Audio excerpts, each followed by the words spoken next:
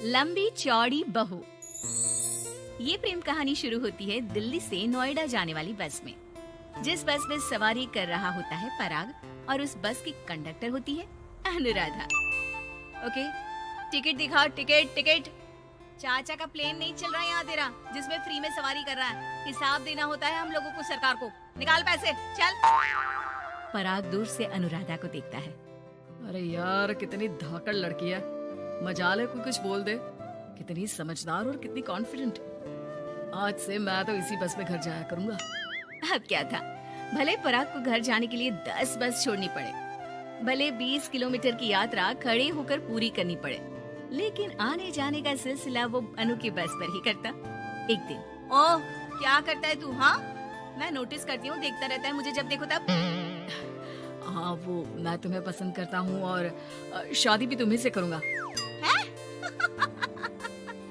वाह जी वाह, तू ना कोई प्रधानमंत्री हो गया कि आज से 500 की नोट बंद और नोट बंद। नाजिना, इतनी तो नहीं चलती, लेकिन हाँ, तुम्हें प्यार करता हूँ। तुम्हें कोई प्रॉब्लम नहीं होने दूंगा, ये वादा करता हूँ। हाइट देखिए अपनी।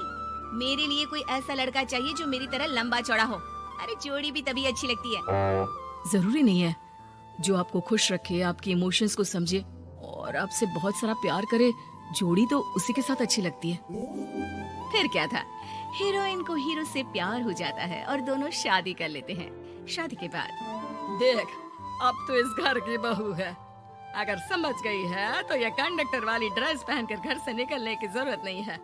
पराग अच्छा कमाता है तो तेरी नौकरी की भी जरूरत नहीं है हम लोगों को।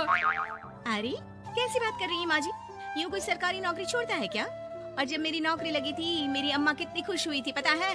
मैं तो नौकरी करूंगी। अरे नौकरी करेगी तो डंडे से मारूंगी, और हाँ, जो निकली घर से बाहर ना तो हाथ पैर तोड़ दूंगी और घर से बाहर निकाल दूंगी, देख लेना। अनु को समझ में नहीं आता कि वो सास को कैसे समझाए कि सरकारी नौकरी लगना आसान बात नहीं होती और उसने इस नौकरी को पाने के लिए कितनी हार्ड वर्क की थी। रात को अनु पराग से बात करती है। देखो पराग, मैं नौकरी करना चाहती हूँ। मुझे नहीं पता था कि तुम्हारी माँ को मेरी नौकरी से प्रॉब्लम होगी, वरना ऐसी बात नहीं है, मैं माँ को समझाता हूँ। अगले रोज, देखो माँ, महंगाई का जमाना है और मेरी प्राइवेट नौकरी है। आज है कल का पता नहीं। वैसे भी अनु की सैलरी मेरी सैलरी के बराबर है। अगर ये भी नौकरी करेगी तो हम लोगों को जिंदगी जीने में आसान हो जाएगी ना।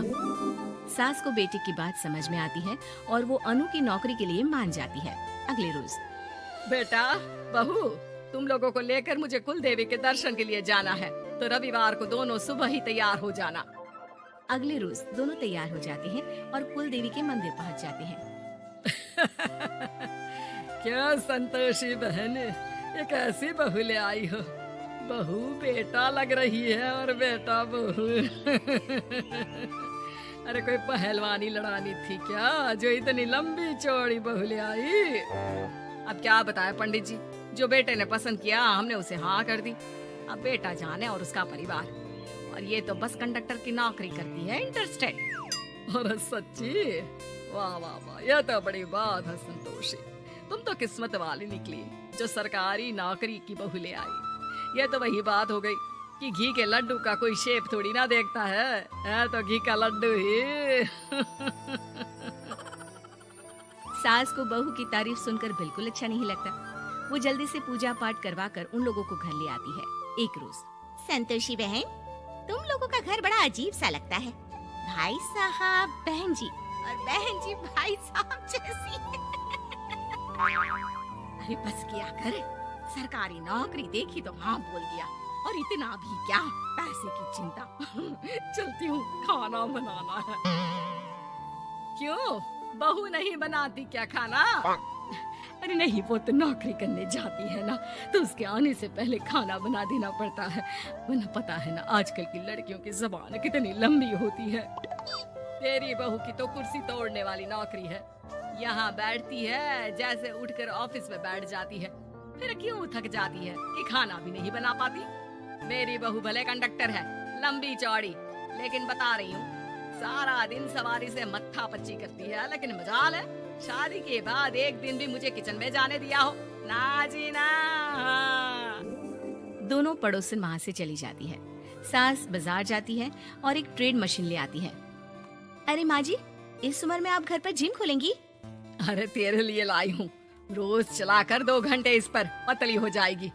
और खाना कम खाया कर, जब देखो बकरी की तरह मुंह चलता रहता है तेरा। वाह जी वाह, एक ही तो शौक है खाना खाने का, वो भी रोक दो। हाँ, लेकिन सास तो सास थी, बहू के खाने से लेकर एक्सरसाइज सबका हिसाब किताब रखने लगती है। अरे मैं मोहल्ले वालों को बताकर रहूंगी कि मेरी बहू भी शिल्पा शेट्टी की तरह पतली हो सकती है। वही बहू बस में जब सवारी का टिकट काट रही होती है, उसे चक्कर आ जाता है और वो गिर जाती है। सवारी हैरान परेशान हो जाती है और ड्राइवर को वहाँ बुलाती है। अरे शहर नहीं थी हमारे कंडक्टर साहिबा, लेकिन जब से शादी हुई है बकरी बन गई है। सास को तो बस इनके खाने की ही लगी रहती है। ड्राइवर बस में बिठाकर बहू को घर छोड़ आता है और सास को कहता है, अरे पता है आपकी बहू कितनी धाकड़ है, किसी को बात करने से पहले 4 बार सोचना पड़ता है कि बोले या ना बोले, कहीं झापड़ ना पड़ जाए। और आप है कि इन्हें बकरी बनाने में लगी है। अरे जो निकल यहाँ से, मेरी बहू है, मैं इसे बकरी बनाऊं या फिर गीदड़, तुम्हें क्या पता लोग कैसा मजाक उड़ाते हैं कि बहू इनकी बस की कंडक्टर है। बोलो मुझे कैसा लगता होगा? अरे काम तो काम होता है माँ जी, वो छोटा या बड़ा नहीं होता। खैर जैसी आपकी मर्जी, चलता हूँ मैं, नमस्ते। ड्राइवर वहाँ से चला जाता है। बहू ठीक हो जाती है। एक बार आधी रात को कोई संतोषी का दरवाजा खटखटाता है। अरे इतनी रात में कौन आ गया? मेरा घर है, कोई पुलिस स्टेशन की घंटी नहीं जो बजाए जा रहे हो। खोल रही हूँ दरवाजा। जैसे ही दरवाजा खुलता है, सामने वही पड़ोसन खड़ी होती है जो अनु की कुछ दिन पहले बुराई कर रही थी। मेरी बहू के पेट में दर्द हो रहा है, उसे जल्दी अस्पताल पहुंचाना जरूरी है। हाँ तो पहुँचाओ, और जल्दी लड्डू के साथ खुशखबरी भी सुना देना। हाँ, काहे हमारा दरवाजा पीट रही हो? अरे सुनो तो, अपनी बहू से कहो ना कि सरकारी बस को थोड़ी देर के लिए दरवाजे बुला ले। क्या है ना, कोई साधन नहीं है अस्पताल ले जाने के लिए। सास अनु को कहती है और अनु बस को बुलाकर पड़ोस वालों की मदद करती है, जिसके बाद पूरे मोहल्ले में अनु की तारीफ होने लगती है। सच में लंबी चौड़ी बहू के साथ साथ लंबा चौड़ा दिल भी है बहू का।